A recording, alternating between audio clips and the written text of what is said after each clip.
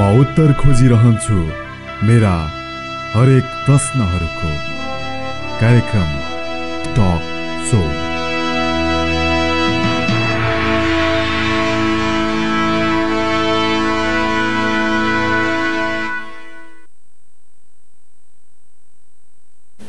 नमस्कार, स्थानीय सञ्चारमा नयाँ आयाम तपाईँ हेर्दै हुनुहुन्छ स्याङ्जा जिल्लाकै पहिलो टेलिभिजन लक्ष्मी टेलिभिजन। हामीले विभिन्न समयमा विभिन्न विषयवस्तुहरू प्रस्तुत गर्ने गर्दछौँ। त्यसै सन्दर्भमा आज हामीसँग कुराकानी गर्नका लागि हाम्रो स्टुडियोमा हुनुहुन्छ परमानन्द गुरुकुल कुलम देवघाट धामका कक्षा 7 मा अध्ययनरत विद्यार्थी प्रवण अर्याल भाइ। सानो बाबु यहाँ हाम्रो स्टुडियोमा छन्। यहाँलाई स्वागत छ लक्ष्मी टेलिभिजनमा। आराम छौ? अनि बाबुलाई यो मानव जीवनका यो ज्ञानेन्द्रियहरूको पक्षमा यो महत्त्वको विषय थाहा छ हो? त्यसको विषयमा जानकारी गराइदेऊ न।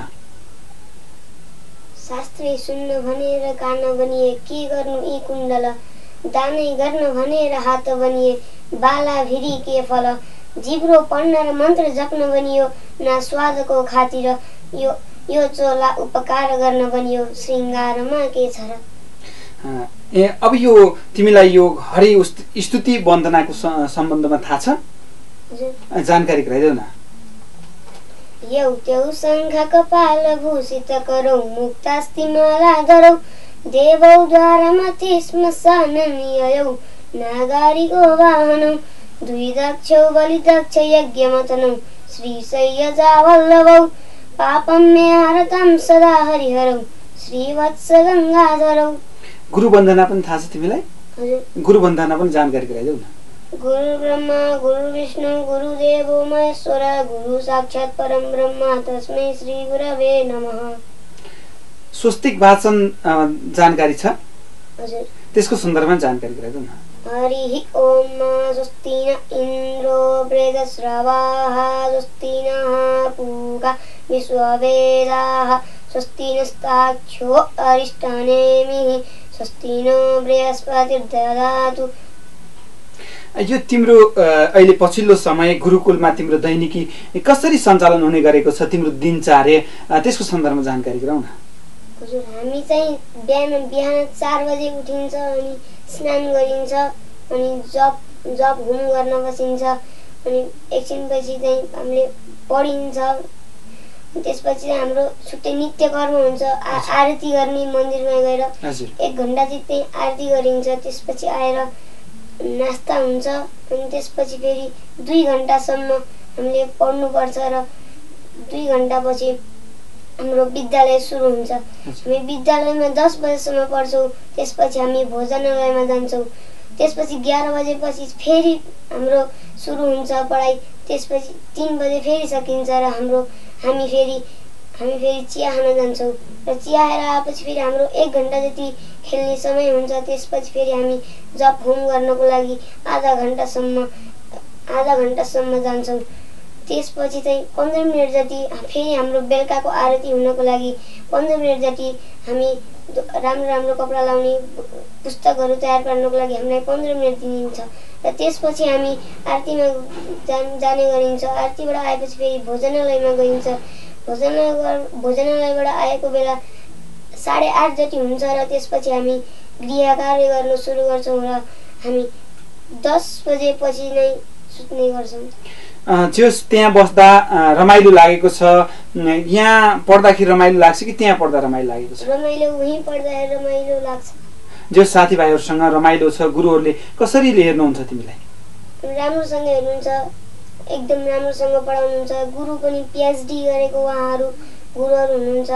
एकदम विद्वान PhD गर्नुभएको, संस्कृत पुरै जान्नुभएको गुरुहरूले हामीलाई विद्या दिँदाखेरि हामीलाई पनि मजा नै आउँछ। तिमी कक्षा 5 सम्म अङ्ग्रेजी माध्यममा यही हाम्रो आदर्श आवासीय माध्यमिक विद्यालयमा अध्ययन गरेर अहिले पछिल्लो समय गुरुकुलमा जाँदाखेरि तिमीलाई यो संस्कृत र अङ्ग्रेजी माध्यमबाट पढाइ हुँदाखेरि त्यो संस्कृत अलिकति अप्ठ्यारो गाह्रो त लागेन? हजुर, पहिलो पटक जाँदाखेरि के हो चाहिँ हुन्छ, तर पछि जब त्यसको जानकारी गर्न थालिन्छ त्यसपछि चाहिँ हामीलाई त्यस्तै अङ्ग्रेजी जस्तै सजिलो हुन थाल्छ। हजुर, जस अहिले अङ्ग्रेजी यो संस्कृत चाहिँ सजिलो लागेको छ। हजुर। तिमीलाई यो मध्ये तिमीले चाहिँ यो क्षेत्रमा साना साना बाबुहरू छन्, कतिपय सन्दर्भमा चाहिँ तिमी जस्तै विद्यार्थी साथीहरू तिम्रो साथीहरू पनि त्यहाँ जान चाहे भने तिनीहरूलाई त्यहाँ लान कसरी सकिन्छ, तिमीलाई केही थाहा छ? हजुर, हामी अब 75 सालको वैशाख 4 गते उहाँहरूलाई श्री परमानन्द संस्कृत गुरुकुल देवघर तनहुँ जिल्लामा लैजानुहोस् र त्यहाँ 4 गते फर्म भर्नुपर्छ र भरेपछि 5 गते इन्ट्रान्स दिनुपर्छ र त्यसमा 200 जना जति इन्ट्रान्स दिने विद्यार्थीहरू हुन्छन्। त्यसमध्ये उत्कृष्ट विद्यार्थीहरू 30 जना चुनिन्छन् र त्यहाँ पढ्ने अवसर पाउँछन्। त्यसपछि चाहिँ 30 जना मात्र त्यहाँ पढ्ने अवसर पाउँछन् र तिनीहरू उत्कृष्ट विद्यार्थीहरू मात्र पढ्ने अवसर पाउँछन् त्यहाँ।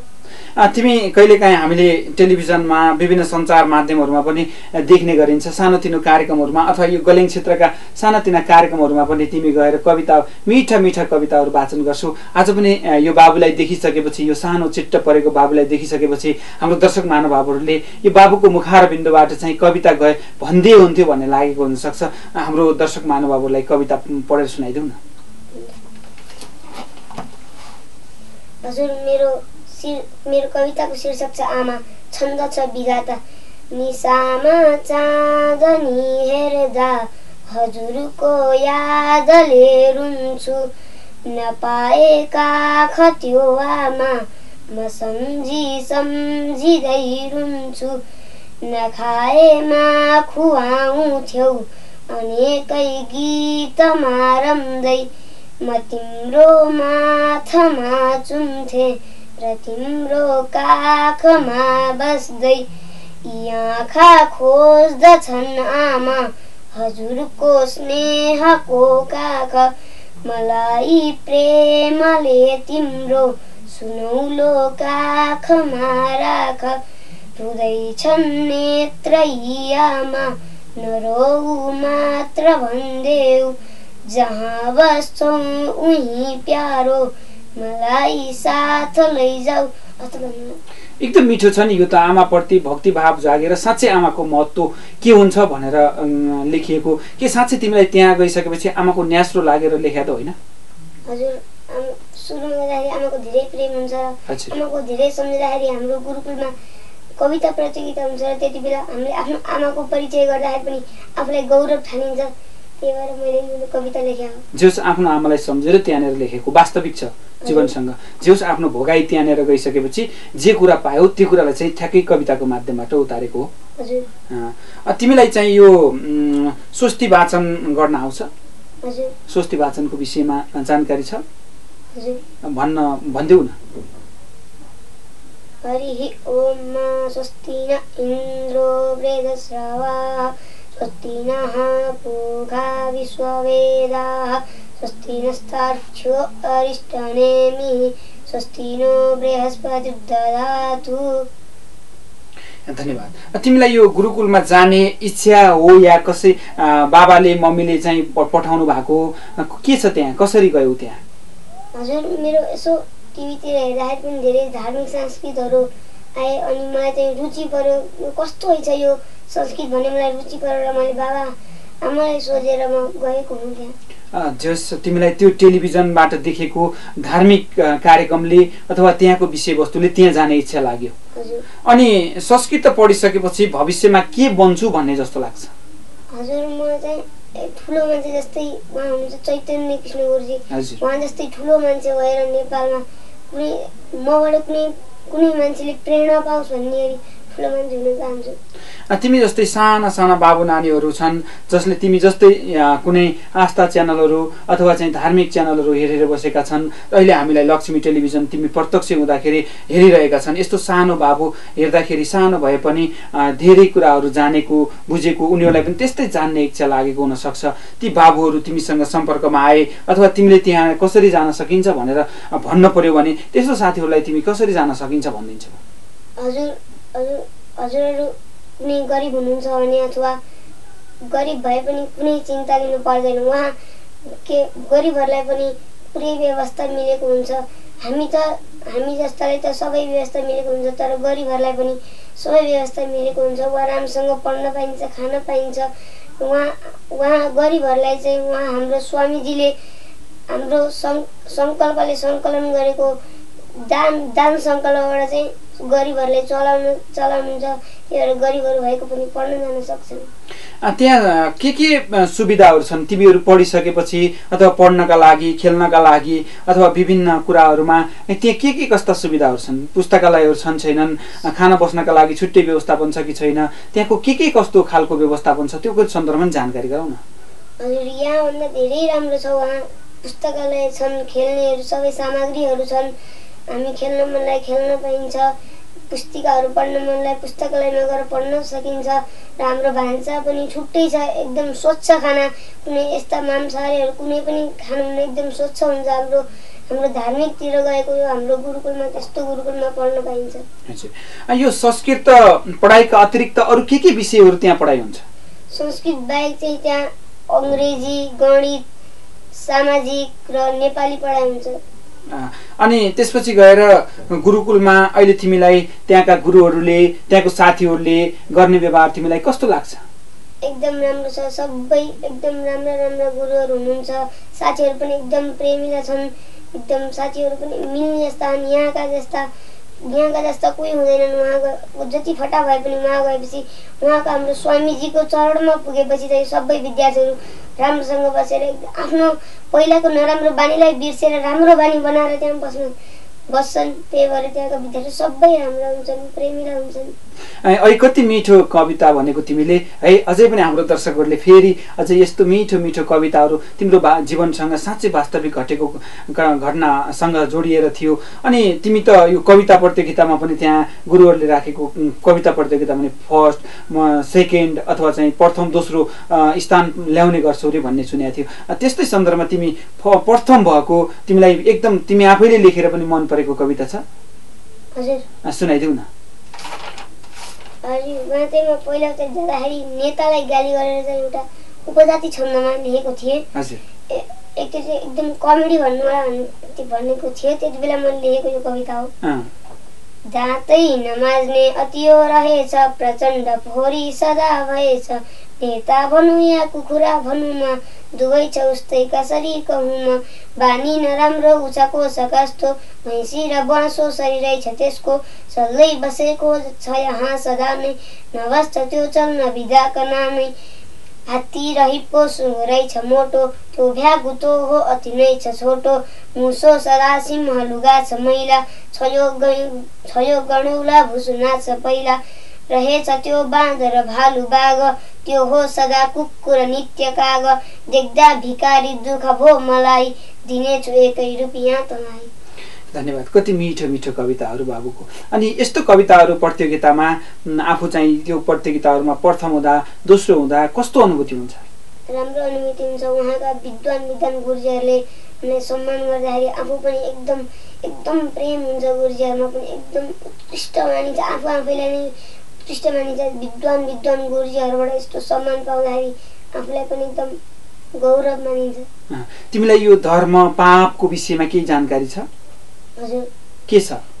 यो हाम्रो पाप चाहिँ यो जुन हामी यो 80 लाखवटा जन्म छन् होइन, त्यसमा चाहिँ हामी यो संसारभरिमा 80 लाखवटा यहाँ जीव जन्तुहरू छन्।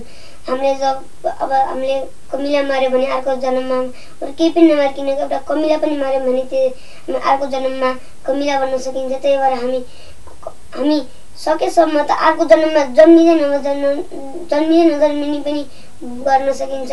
कस्तो भन्दाखेरि हामी विवाह नगर्ने भनिँदैन, तर विवाह गर्नुहोस्।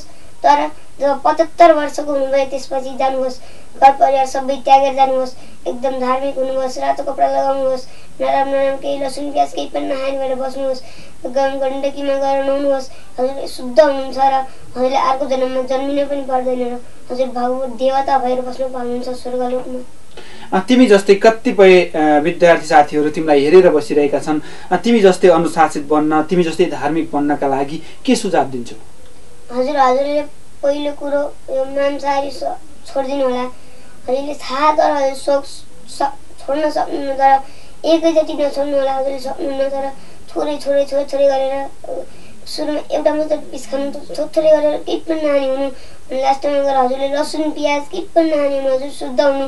हजुरले यति गरे नै म जस्तो हुन्छ।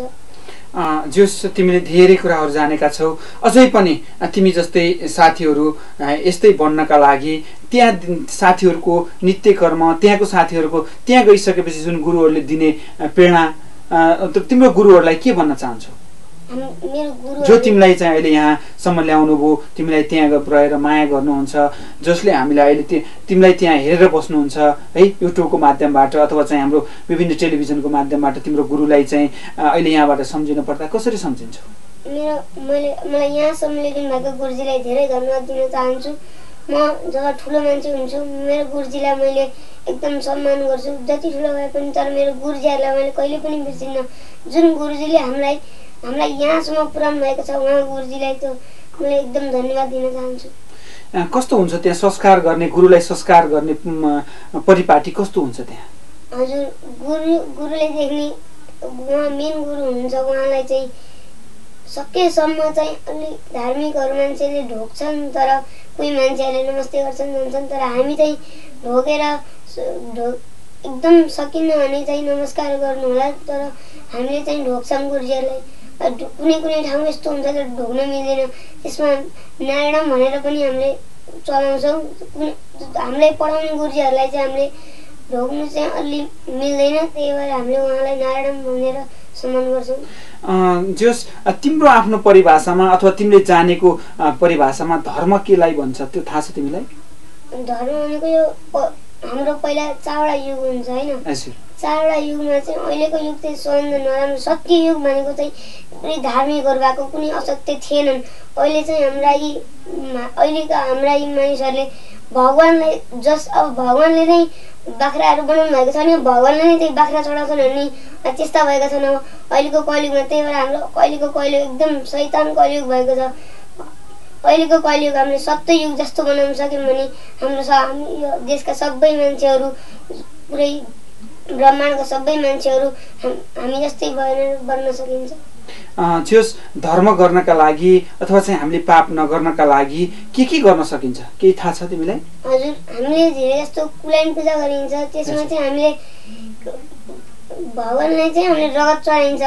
योभन्दा बरु हामीले रगत चढाएर मासु अरूको पाप गर्नुभन्दा बरु एउटा कुनै तरकारी गएर त्यसको रसै चुहाउनु छ भने तरकारी काटेर त्यस भगवान्लाई रस चुहाएर त्यसपछि खाएर थोरै भए पनि मिठो मानेर खायो भने त्यो नै सबैभन्दा ठुलो प्रसाद हुन्छ। यस्तो कति राम्रो राम्रो बाणीहरू कसरी आएको तिमीलाई? वहाँ गएपछि गुरु चरणमा बसेपछि चाहिँ हाम्रो बानी बेहोरा सबै आफै सुध्रिन्छ र गुरुजीप्रति एकदम सम्मान हुन्छ। अन्त यहाँ जति गुरुजीहरूलाई सरहरूलाई यति ह्याप्पी हुन्छ, तर वहाँ गएपछि गुरु चरण पाएपछि चाहिँ हामी सबै छोडेर गुरुको सम्मान गर्न थालिन्छ। यसरी नै गरेपछि चाहिँ हाम्रो मनभित्र हाम्रो बुद्धिमा सबै कुरा त आफै आइहाल्छ। यति धेरै कुराहरू यसरी आउँछ है, यत्रो सानो बाबुमा पनि यति धेरै कुराहरू आउँछ भने हामीले त्योभन्दा पछाडि त भविष्यमा ठुलो मान्छे बन्न सकिन्छ हो। जेहोस् अब तिमीलाई त कता कता मैले सुनेको यो सानो फुच्चेलाई पनि चण्डी पाठ आउँछ भनेर पढ्न आउँछ रे भनेर सुनेको थिएँ नि मैले, साँच्चै तिमीलाई त्यस्तो आउँछ र? अब पढाउन जानु भयो, तर हामीलाई यसो वेदहरूको पनि यस्तो स्वरहरू केही आउँदैन। बल्ल 1 वर्ष भएको छ, अलिअलि पढ्दै गएका छौँ। अब हामी अर्को साल आउँछौँ, धेरै सालपछि 10 वर्षपछि त हामी पुरै गर्न सकिन्छ, विवाह गराउन सकिन्छ, पुरै चण्डी पढ्न सकिन्छ, रुद्री गराउन सकिन्छ, वेद पाठ गर्न सकिन्छ, चावडै वेद पुरै गर्न सकिन्छ। तर अहिले चाहिँ हामी बल्ल 1 वर्ष भएको छ, धेरै कुरा केही जान्न सकिँदैन। के रुद्री पढ्न आउँछ? हजुर, रुद्री पढ्न आउँछ? हजुर आउँछ। ल त्यो सुनाइदेऊ न पढेर।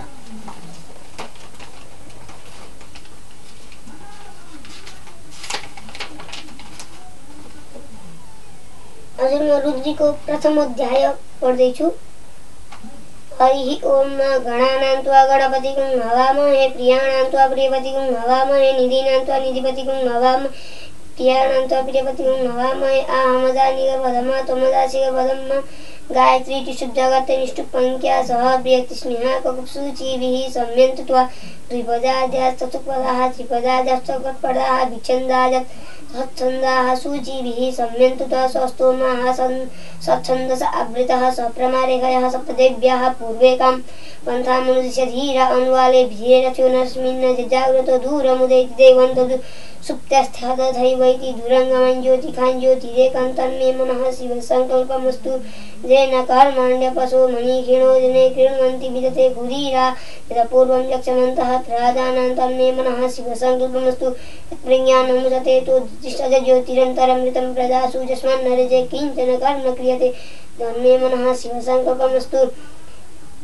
जेनेदं भूतं भुवनं भविष्यत् परिगृहे तममितेन सर्वं म जेन स्थायते सप्तहोता तन्मे मनः शिवसङ्कल्पमस्तु तस्मिन् ऋतः सामजो तस्मिन् प्रतिष्ठितारतना भाविवाराः तस्मिन् जितगुं सुरमोतां प्रदानां तन्मे मनः शिवसङ्कल्पमस्तु सुकारचिरस्वानिमज्जन्मनुख्यन्ने नीयते भीषुर्वाजिनैव यत्प्रतिष्ठञ्जलजिरञ्जविष्टं तन्मे मनः शिवसङ्कल्पमस्तु। यस्तो यति सानो 1 वर्षभित्रै यति धेरै अभ्यास कसरी भयो?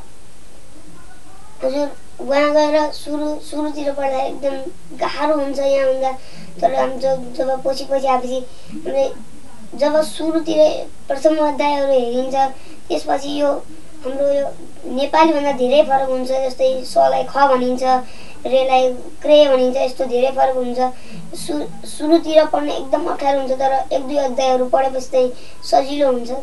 यति धेरै 1 वर्षभित्रैमा यति धेरै कसरी परिवर्तन आयो? के अभ्यास धेरै अभ्यास यो पढाइभन्दा पनि धेरै अभ्यास हुन्छ कि के कसरी आयो त्यो? हजुर यहाँ पढे जस्तै हो, तर अलि मेहनत गरेर पढ्नुपर्छ। वहाँ यता चाहिँ हामीले यतिकै बुझेर पढ्थ्यौँ, वहाँ चाहिँ हामीले संस्कृतका श्लोकहरू वेदका मन्त्रहरू घोक्नुपर्छ।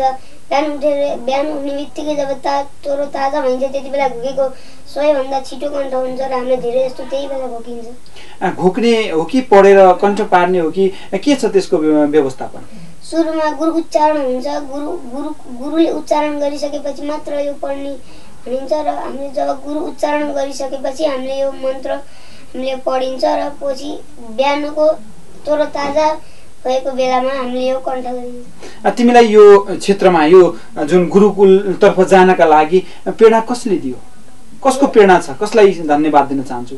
मैले मेरो बुबा आमालाई धन्यवाद दिन चाहन्छु। उहाँले मलाई मेरो मनको इच्छालाई पुरा गरिदिनु भयो। जे होस् त्यतैतिर रमाएको छौ, आफ्नो जीवनलाई चाहिँ यो इङ्ग्लिस पढेर भोलि विश्वमा चाहिँ विश्व बजारमा बिग्न सकिन्थ्यो, डक्टर बन्न सकिन्थ्यो, इन्जिनियर बन्न सकिन्थ्यो भन्ने त्यस्तो मनमा तिक्तता त छैन नि? छैन। जे सन्तुष्ट छौ? यही संस्कृतबाट म केही गर्न चाहन्छु, चैतन्य कृष्ण प्रभु जस्तो म बन्न चाहन्छु भन्ने सङ्कल्प छ न मनमा? त्यही उद्देश्यका साथ लागि छ। अन्त्यमा हाम्रो यो हामीले तिमीलाई राम्रोसँग परिचय पनि गराइएन, आफ्नो परिचय आफ्नै मुखबाट देऊ न। हजुर, म प्रणव अर्याल, मेरो पिताको नाम चिन्तामणि अर्याल र मेरो माताको नाम दुर्गादेवी अर्याल। म श्री रामानन्द संस्कृत गुरुकुलमा पढ्छु। मेरो घर चाहिँ गोलेङ सेङ्जा वडा नम्बर 3 गोलेङ नगरपालिका होला हैन? हजुर, गोलेङ नगरपालिका वडा नम्बर 3 मा हो। म पढ्ने विद्यालयमा चाहिँ शास्त्रीसम्म पढाइ हुन्छ। वहाँ ठुला विद्वानहरू शास्त्रीसम्म पढेर जानुहुन्छ र उहाँ धेरै जस्ता गुरुहरू पिएचडी गर्नुभएको छ। शास्त्रीसम्म पढ्नुहुन्छ अनि शास्त्रीसम्म पढेर इन्डियातिर जानुहुन्छ, पिएचडी गरेर विद्वान भएर आउनुहुन्छ। तिमी कति वर्षको भयो? हजुर, म 11 वर्षको। अहिले कति कक्षामा पढ्छौ? अहिले 7 कक्षामा। 7 कक्षामा। जोस् तिमी 6 कक्षामा भर्ना हुन गएको, तिमीले 1 वर्ष पढ्यौ संस्कृत, 1 वर्ष मात्रै पढ्यौ, त्योभन्दा अगाडि तिमीलाई थाहा पनि थिएन संस्कृत। जोस् 1 वर्षमा यति धेरै परिवर्तन आएको छ, अब के हुन्छ जस्तो लागेको छ? जोस् तिमी सन्तुष्ट छौ? तिमी जस्तै सँगै पढ्ने साथीहरूले पनि अहिले तिमीलाई हेरिरहनु भएको छ, तिमीसँग सँगै आदर्शमा पढ्ने साथीहरू अहिले कक्षा 7 मै पुग्ने भयो होला हैन? 6 पास गरेर अहिले 7 मै पुग्नु भयो होला हैन? त्यस्तै साथीहरूले अनि त्यसपछि गएर तिम्रो बुवा आमाहरूले, तिम्रो गुरुहरूले अनि हाम्रा सम्पूर्ण लक्ष्मी टेलिभिजन हेरेर बस्ने दर्शक महानुभावलाई अन्त्यमा तिमीले के भन्न चाहन्छौ? हजुर, मलाई यहाँसम्म ल्याएर लक्ष्मी टेलिभिजनमा बोल्ने अवसर दिँदा म एकदम गौरव ठान्छु र यहाँ यो टेलिभिजनलाई हेरिरहनुभएका आदरणीय भक्तजनहरूलाई म धन्यवाद दिन चाहन्छु। धन्यवाद। आदरणीय दर्शक महानुभावहरू, हेर्दाखेरि सानो बाबु तर बाबुसँग धेरै ज्ञानको अथाह भण्डार छ तपाईँले सुनिसक्नुभयो, उसको प्रतिभा तपाईँले देखिसक्नुभयो। हाम्रो स्टुडियोमा आज परमानन्द गुरुकुलम देवघाट धाम कक्षा 7 मा अध्ययनरत विद्यार्थी प्रवण अर्याल भाइ, जो सानो भइकन पनि उनले यो संस्कृत अहिले हाम्रो हिन्दुत्व र धर्म संरक्षण अभियानमा पनि महत्त्वपूर्ण भूमिका निर्वाह गर्ने सन्दर्भ होस् अथवा आफ्नो भविष्यलाई यो धार्मिक क्षेत्रतर्फ लाने प्रतिज्ञासहित उसको प्रतिभा तपाईँले सुन्नुभयो। र यस्तै यस्तै हामी रचनात्मक प्रस्तुतिहरू लिएर आउने वाचा गर्दै आजलाई भने निर्धारित समय सकिएको हाम्रो प्राविधिक मित्रले सङ्केत गरिरहनु भएको छ। हामीले यस्तै ज्ञानवर्धक र जानकारीमूलक विषयवस्तुहरू तपाईँहरूसँग फेरि फेरि प्रस्तुत गर्ने वाचा गर्दै हाम्रो स्टुडियोमा आएर आफ्नो प्रतिभा प्रस्तुत गरिदिने हाम्रो सानो भाइ परमानन्द गुरुकुल देवघाट धामका कक्षा 7 मा अध्ययनरत विद्यार्थी भाइ प्रवण अर्याललाई म हार्दिक धन्यवाद दिन चाहन्छु। आदरणीय दर्शक महानुभावहरू, हाम्रो प्राविधिक मित्र ऋतिक पाण्डेले समय अवधि सकिएको सङ्केत गरिरहनु भएको छ। आगामी दिनमा फेरि यस्तै जानकारीमूलक रचनामूलक कार्यक्रम लिएर यहाँहरूसँग उपस्थित हुने वाचा गर्दै प्राविधिक मित्र ऋतिक पाण्डेका साथ म टिकाराम अधिकारी उजेल पर्न चाहन्छु। तपाईँहरू भने हेर्दै गर्नुहोला लक्ष्मी टेलिभिजन। नमस्कार।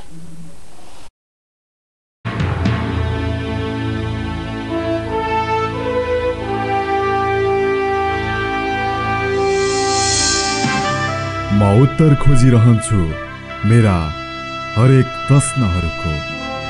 कार्यक्रम टक सो।